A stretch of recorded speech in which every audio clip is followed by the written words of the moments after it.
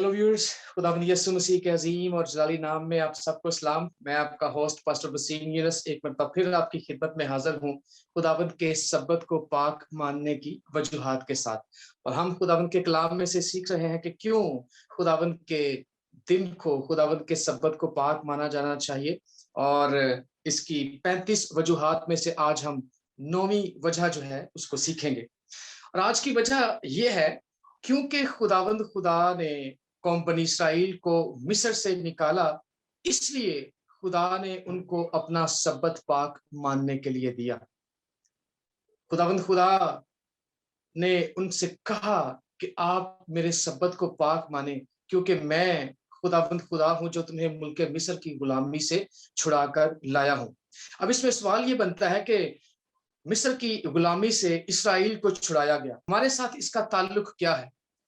तो आइए मेरे हम ईमानो, हम खुदावंद के कलाम में से इस बात को समझते हैं कि मिस्र की गुलामी से छुड़ाए जाने का सब्बत की पाकीज़गी से, उसको पाक माने जाने से क्या ताल्लुक है। इससे पहले कि हम इस बात को सीखे आए, हम थोड़े वक्त के लिए इस बात पर गौर करते हैं कि मिस्र की गुलामी में क्या हो रहा था। जब हम खरूज की किताब उसका 5वां बाब उसकी 5वीं से 9वीं आयत पढ़ते हैं तो वहां पर हम ये सीखते हैं कि जब फिरौन को ये पता चला कि कौम बनी इसराइल जो है वो ये चाहते हैं कि वो बियाबान में कुछ मुसाफत पे जाएं और अपने खुदावंद के लिए कुर्बानी करें, उसकी इबादत करें, तो उसको ये बात जानकर अच्छा नहीं लगा बल्कि बुरा लगा। और उसने बेगार लेने वालों से ये कहा कि ये लोग काहिल हो गए हैं, ये काम करना नहीं चाहते। उसको इस बात पर गुस्सा आया, उसको इस बात से नफरत हुई कि ये अपने खुदा की इबादत करना चाहते हैं। जो उसने उन पर सख्ती को बढ़ा दिया, उसने उन पर जुल्म को बढ़ा दिया। उसने कहा कि पहले जो आप चीजें इनको मुहैया करते थे, यानी जो भूसा इनको मुहैया करते थे ईंटें बनाने के लिए, अब वो भी आप नहीं देंगे। और उसी वक्त में, उसी अरसे में उतना ही काम इनसे लिया जाएगा जितना पहले लिया जा रहा था। और उसने ये ताकीद की उनके जो सरदार थे कि इन पर सख्ती की जाए, क्योंकि ये काम करना नहीं चाहते। सो मेरे जीजो, आप इस बात पर गौर करें कि मिस्र में उनको खुदा की इबादत करने की इजाजत नहीं थी। सो इस बात पर गौर कीजिएगा। इस नुक्ते को हम जो है वो आगे चलकर मजीद इलेबोरेट करेंगे और सीखेंगे कि मिस्र में गुलामी में इबादत की इजाजत नहीं थी।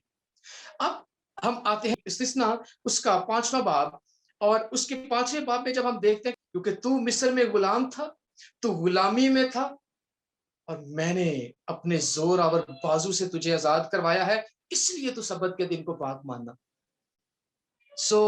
मेरे हम ईमानो, खुदा ने उन्हें गुलामी से छुड़ाया, गुलामी के घर से छुड़ाया और उनको सब्बत के दिन को पाक मानने का हुक्म दिया। अगर हम ज़बूर 105 और उसकी 43वीं से 45वीं आयत का मुताला करता है तो वहां खुदावंद का बंदा दाऊद कहता है कि खुदावंद खुदा, तूने कौमों के मुल्क अपने लोगों को दे दिए और उनको तूने एक मुल्क बख्शा ताकि वो तेरे आइन को पाक माने, जिनमें सब्बत का पाक हुक्म भी शामिल है। यहाँ पर हम देखते हैं कि खुदावंद खुदा ने उनको गुलामी से निकाला, क्योंकि गुलामी में वो खुदा की इबादत नहीं कर सकते थे, गुलामी में वो सब्बत के दिन को पाक नहीं मान सकते थे। जरा गौर कीजिए, क्या मैं और आप, हम भी गुनाह की गुलामी में नहीं थे? क्या हमें भी शैतान ने अपनी कैद में नहीं जकड़ा हुआ था ताकि हम खुदावंद खुदा की इबादत ना कर सके? क्योंकि ये याद रखिए कि शुरू दिन से इब्लीस को जो है वो इस बात से नफरत है, खुदा के लोग जो हैं वो खुदा की इबादत करें, उसके सब्बत को पाक माने। इसलिए ये बात बड़ी समझने की है कि जो गुलामी में होता है वो खुदा की इबादत नहीं कर सकता। जो गुलामी में होता है वो खुदा के सब्बत को पाक नहीं मान सकता, क्योंकि जिसने गुलामी में रखा हुआ है, वो भले फिरौन हो या भले इब्लीस हो, वो इस बात की इजाजत नहीं देता खुदा के लोगों को कि वो अपने खुदा की इबादत करें। इसलिए मेरी अजीज कलीसिया, A4U टीवी के व्यूअर्स, ये बात बड़ी समझने की है कि हमें खुदावंद यीशु मसीह ने अपने खून की कीमत दे के गुनाह की गुलामी से आजाद करवाया है। इसलिए खुदावंद खुदा चाहता है कि हम उसके सब्बत को पाक माने। और खुदावंद खुदा जो है वो उसने हमें आजाद लोग बनाया है, नए यरूशलेम के आजाद शहरी होने के लिए हमें चुन लिया है। इसलिए वो चाहता है कि हम इन दुनिया के आखिरी अयाम में खुदावंद खुदा के सब्बत को पाक माने और उसकी मर्जी को पूरा करें। जैसे हम दुआ करते हैं कि खुदावंद खुदा, जैसे तेरी मर्जी आसमान पर पूरी होती है, जमीन पर भी हो। और खुदावंद की ये मर्जी है कि हम उसके आजाद लोग, जिनको गुनाह की गुलामी से आजाद किया गया है, उसके सब्बत को पाक माने। और इसका खुदावंद यीशु मसीह के साथ जो ताल्लुक है, यशायाह नबी की सहीफे में हम ये पढ़ते हैं, वहां लिखा है कि यस्सी के की जो शाख है, उसका जो तना है, वो एक निशान है और वो कौमों के लिए एक झंडा है। और हमने अपने पिछले सबक में सीखा था कि निशान जो है वो खुदावंद खुदा का सब्बत है।